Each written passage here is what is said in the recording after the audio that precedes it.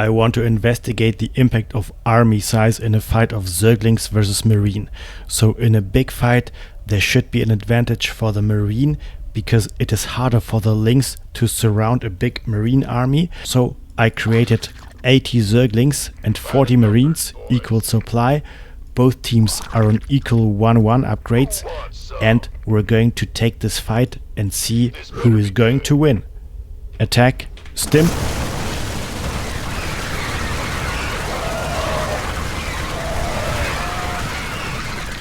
Alright, and it's a very nice win for the Marines with 30 remaining. Now I decreased the army size to 30. 60 Zerglings against 30 Marines. Again, we're going to attack and stim.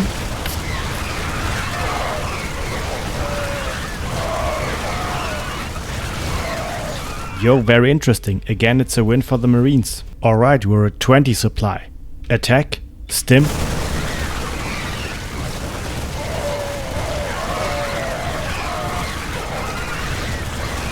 The fight is getting closer, but it's still a win for the Marines. Now we're at 15 supply.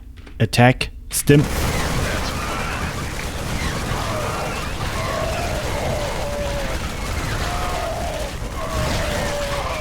Very interesting. At 15 supply, it's a win for the Zerglings. Now we're on 12 supply. Attack, stim.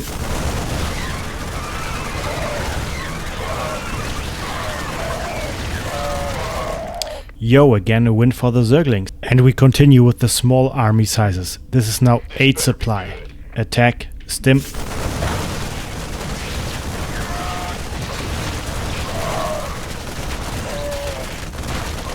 Lings win. 3 supply. Attack, stim. And 1 supply. Attack, stim. Alright dudes, I want to summarize the results using this Excel sheet. So here we have the initial supply, okay? We used supply values from 40 to 1.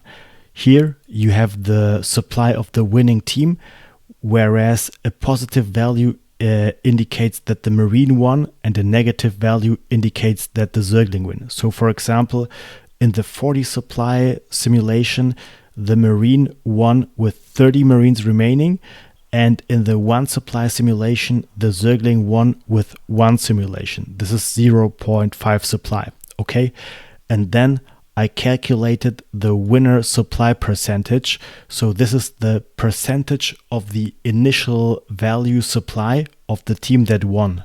So for example, in the 40 supply scenario, the Marine won with 30 Marines remaining. And this is 75% of the initial supply value. Okay, whereas in the 3 supply scenario, the Zergling won with 3 Zerglings remaining. This is 1.5 supply or 50% of the initial supply percentage. Okay, and then I plotted this in this graph here, and what you can see is that actually the percentage of the Marine remaining supply increases as the army sizes increases. So the x-axis is the supply that we used, and the y-axis is the percentage of the winner remaining supply. So for example, if we look at 1 supply, the very small army case, the Zergling won with 50% remaining. Or if we look at the 10 supply scenario, the Zergling also win with, what is this, 30-something% remaining. And then it looks as if 15 supply seems to be the spot at which the battle is turning. So if you have a battle of less than 50 supply, the Zergling wins. But then at approximately 15 supply, the Marine starts winning. And then, for example, we see that in a fight of 20 supply, the Marine wins with approximately 40 or 45% of the Marine supply remaining. And in the big army scenario with 40 supply, the Marine wins with 75 of the initial Marine supply remaining. Alright dudes, so we actually see that the Marine gets a lot stronger as army size increases, and the point at which the Marine starts winning is approximately 15 supply. And because it was fun, we're going to do the same thing with hellions. So this is now 80 Zerglings versus 20 hellions, equal supply. Both teams are on 1-1 upgrades. Attack.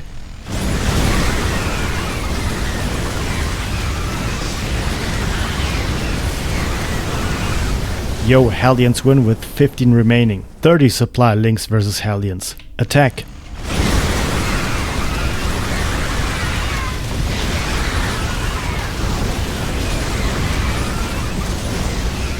Again, it's a win for the hellions. 20 supply. Attack.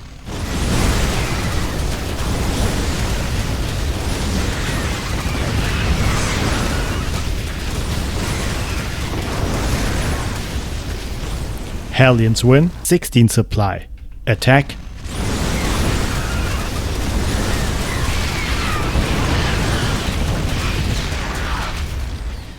Yo, it's a nice win for the Lynx. 12 supply. Attack.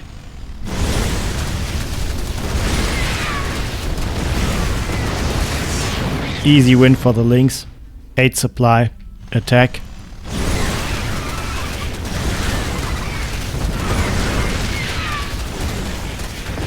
Nice win for the Lynx. And the final test with 4 supply. Attack.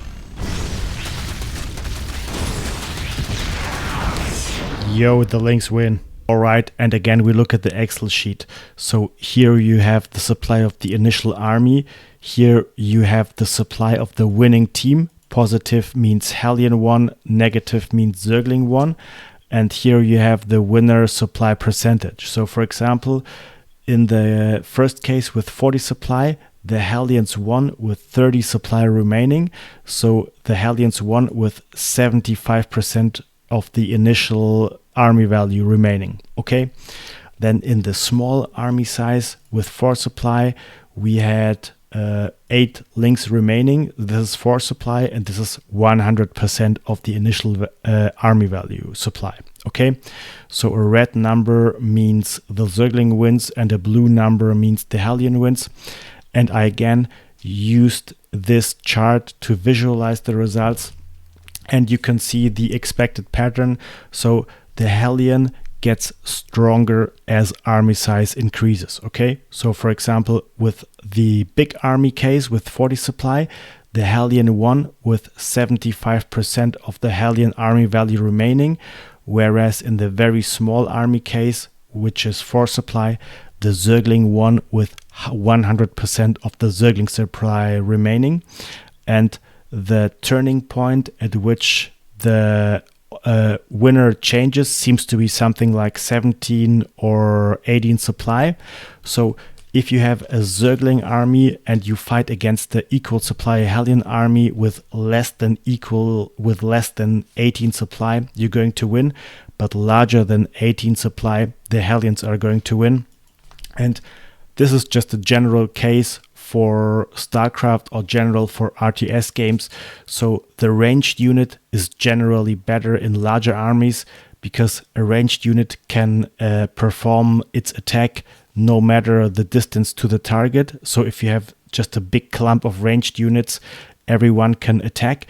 Whereas if you have a army of melee units, only the melee units that are like very close to the enemy unit can perform their attack.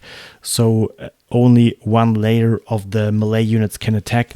So as a general rule, the range unit gets stronger as army sizes increase, while the melee units is stronger in smaller army sizes. Alright dudes, thanks for watching and see you next time.